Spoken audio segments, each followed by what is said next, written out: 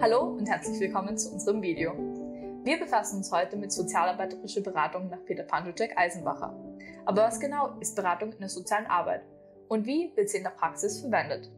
Pandolczak-Eisenbacher hat dazu Techniken der Gesprächsführung gesammelt. Diese werden wir in diesem Video genauer erklären. Er gliedert die Beratung in 6 Phasen: die Vorbereitung, Einleitung, Explorationsphase, Konstruktionsphase, das Contracting und den Abschluss. Jetzt werden wir auf diese Phasen eingehen, nämlich zuerst auf die Vorbereitungsphase. Hier ist es wichtig, sich bestimmte Fragen zu stellen, zum Beispiel, ob die Adressatin schon einmal in der Beratung war. Wenn ja, dann sieht man sich alte Fallunterlagen durch. Wenn es sich wie bei unserem Beispiel um ein Erstgespräch handelt, dann sammelt man Informationen, die man schon über die Klientin hat. Wir wissen, dass unsere Adressatin Sarah heißt, 20 Jahre alt ist und aufgrund von familiären Problemen in die Beratungsstelle kommt. Mit diesen Informationen können wir uns dann Notizen zu den wichtigsten Punkten im Gespräch machen. Es ist auch wichtig, dass man ein störungsfreies Umfeld hat. Und um auch innere Ruhe zu spüren, sollten während dem Gespräch die Gedanken zu 100% im Hier und Jetzt sein und nicht bei anderen Aufgaben.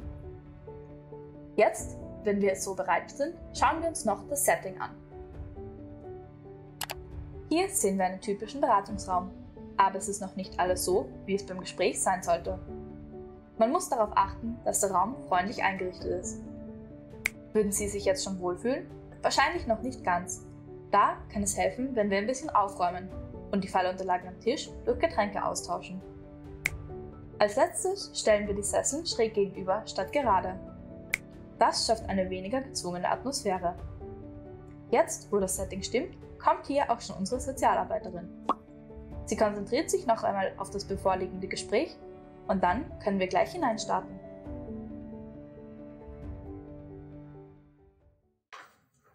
Grüß Gott. Hallo. Müller, mein Name. Sarah, hallo. Nehmen wir uns Platz, bitte. Dankeschön. Wie geht's Ihnen denn heute? Anstrengend. Es ist gerade echt anstrengend. Aber ich bin froh, dass ich heute hergeschafft habe.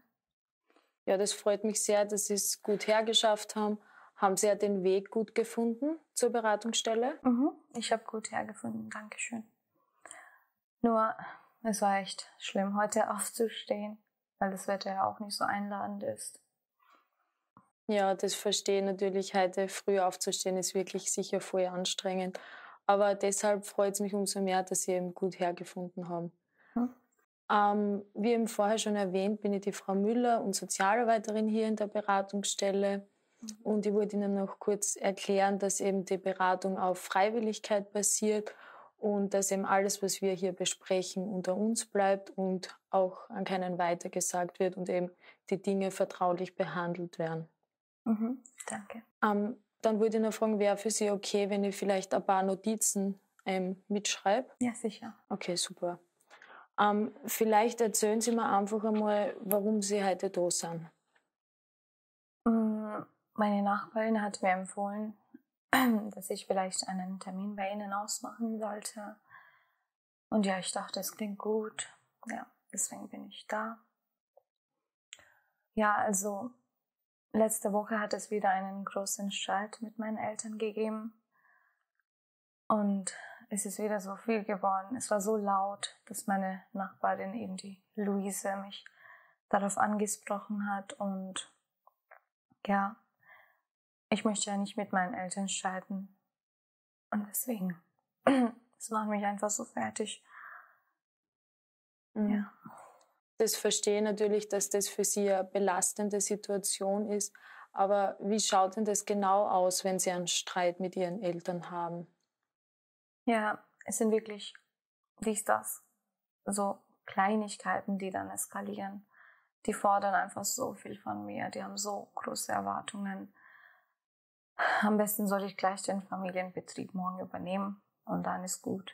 Ja, dann werde ich auch wütend und dann endet es meistens damit, dass wir miteinander gar nicht mehr reden.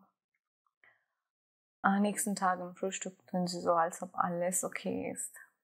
Ja, es ist echt anstrengend gerade. Okay. Sie haben jetzt ja gerade gemeint, dass sowas eben schon öfters vorgekommen ist, ein Streit mit Ihren Eltern. Aber wenn ich das jetzt richtig verstanden habe, dann beruhigt sich die Situation meistens nach ein paar nach ein paar Stunden wieder. Ja, genau. Aber in letzter Zeit ist es wirklich mehrmals in der Woche vorgekommen. Und ich weiß nicht, ich halte das zu Hause nicht mehr aus. Ich habe so ein Gefühl, ich ersticke zu Hause. Ja. Okay, also höre ich das richtig, Sie wohnen bei Ihren Eltern? Ja, genau. Ich wohne noch bei meinen Eltern. Ja, vielleicht sollte ich einfach den Familienbetrieb übernehmen und dann ist eh gut. Dann würden wir auch nicht mehr streiten, aber ich weiß nicht, sagen Sie mir, was soll ich machen? Das mit dem Übernehmen vom Betrieb ist wahrscheinlich die einfachste Lösung. Aber sind Sie sich sicher, dass Sie das überhaupt wollen? Ob ich will oder nicht, ist es meinen Eltern sowas von egal. Also, das interessiert meinen Eltern überhaupt nicht. Und ich habe ja auch keine Wahl.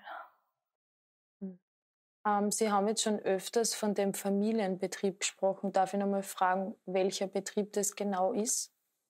Ja, also wir haben ein recht großes Restaurant und Gastro ist wirklich gar nichts für mich. Ich sehe mich da nicht. Ich habe keine Vorstellung, wie ich das mache. Ja, ich kenne mich überhaupt nicht aus. Ich will es nicht. Aber ja. Okay. Und vorher haben Sie ja gemeint, Sie haben keine Wahl. Aber was würden Sie denn tun, wenn Sie die Wahl hätten?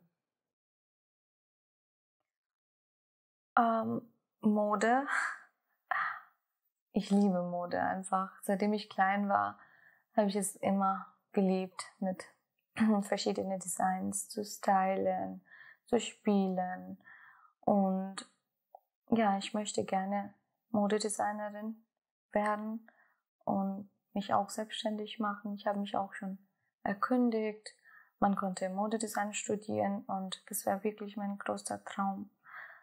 Aber ich habe das Geld dafür nicht, leider. Haben Sie schon mal die Mietpreise jetzt gesehen? Das kann sich wirklich keiner mehr leisten. Okay, außer dass man reiche Eltern hat, aber...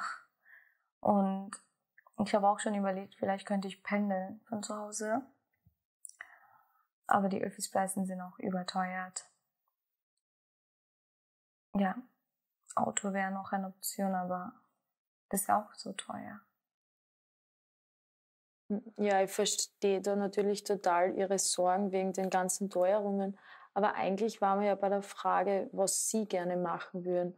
Und da habe ich jetzt rausgehört, dass Sie sich total für Mode interessieren und dass Sie eigentlich lieber Modedesign studieren wollen. Ja, wäre schon ein Traum.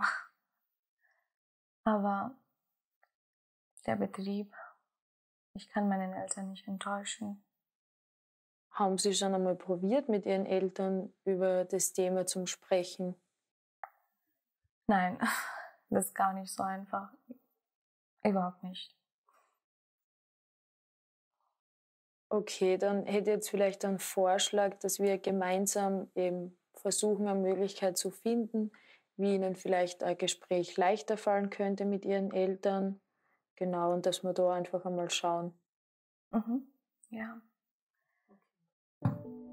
Wir haben soeben die Einleitung und die Explorationsphase gesehen.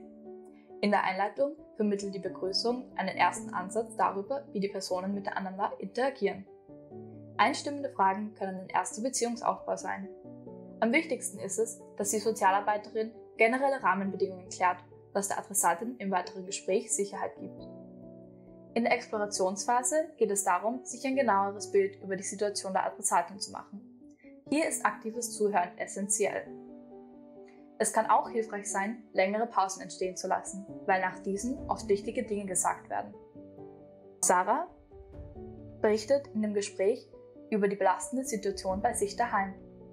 Hier spricht die Sozialarbeiterin das wahrgenommene Gefühl direkt an, um diesem Ausdruck zu verleihen. Danach fragt sie konkret nach der Situation zu Hause nach, um sich ein besseres Bild zu machen. Auch Spiegeln ist eine Technik, die hier hilfreich sein kann. Dabei gibt man gerade Gehörtes in eigenen Worten wieder, um sich zu vergewissern, dass man alles richtig verstanden hat. Eine weitere Technik, die dabei hilfreich sein kann, sind rekonstruierende Fragen. Eine typische Frage wäre hier: Habe ich richtig verstanden das? Wenn man merkt, dass die Adressatin sich in voreiligen Schlüssen verliert, kann man steuernd eingreifen, um das Gespräch wieder zum eigentlichen Thema zurückzubringen. Auch kann es hilfreich sein, wenn die Adressatin generell abschweift, zu betonen, dass momentan noch nichts entschieden werden muss. Damit sind wir auch schon fertig mit der Explorationsphase und gehen über in die Konstruktionsphase. Dann würde ich noch mal kurz Ihre beiden Optionen eben wiederholen, die Sie mir gerade vorher geschildert haben. Einerseits könnten Sie den Familienbetrieb, also das Restaurant, von Ihren Eltern eben übernehmen, das was Sie aber nicht wollen. Und andererseits würden Sie viel lieber Modedesign studieren. Habe ich da noch irgendwas Wichtiges ausgelassen oder vergessen?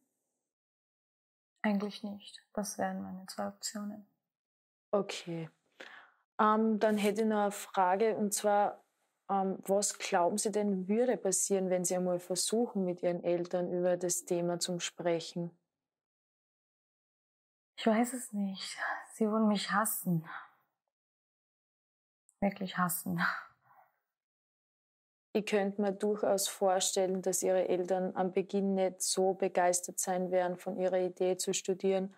Aber Sie müssen ja auf sich selber schauen und eben was machen, was Ihnen Freude bereitet. Und vielleicht, wenn Sie Ihre Liebe zur Mode Ihren Eltern so erklären, wie Sie das gerade mir geschildert haben, vielleicht haben Sie ja dann doch ein bisschen Verständnis dafür. Ja,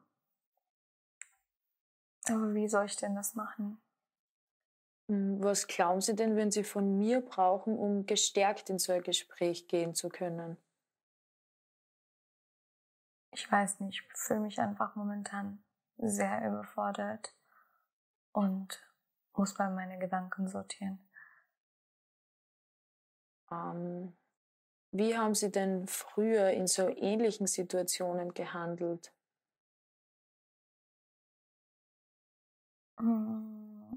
Ja, also ich weiß nicht, ob es relevant ist, aber früher, als ich Teenager war, habe ich gerne Tagebücher geschrieben, in Schwierigkeiten und wenn ich Probleme hätte. Hat mir eigentlich recht gut geholfen, ja. Okay, das hört sich ja super an. Vielleicht wäre ja das auch eine Möglichkeit, dass Sie das jetzt einmal versuchen, Ihre Gedanken niederzuschreiben und die in dieser Form dann auch vielleicht sortieren können. Ja, könnte ich wieder mal versuchen, auf jeden Fall. Aber ich bin noch immer verzweifelt. Wie soll ich denn ausziehen? Wie soll ich das mir überhaupt leisten?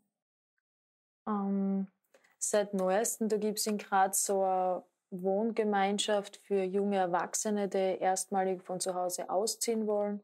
Und der ist eben günstiger, weil es dort einige Förderungen gibt und dass eben das Wohnen auch für jüngere Menschen eben einfacher wird und auch leistbarer wird. Und da hätte ich auch so einen Flyer da, falls Sie den vielleicht mit nach Hause nehmen wollen. Ja, bitte.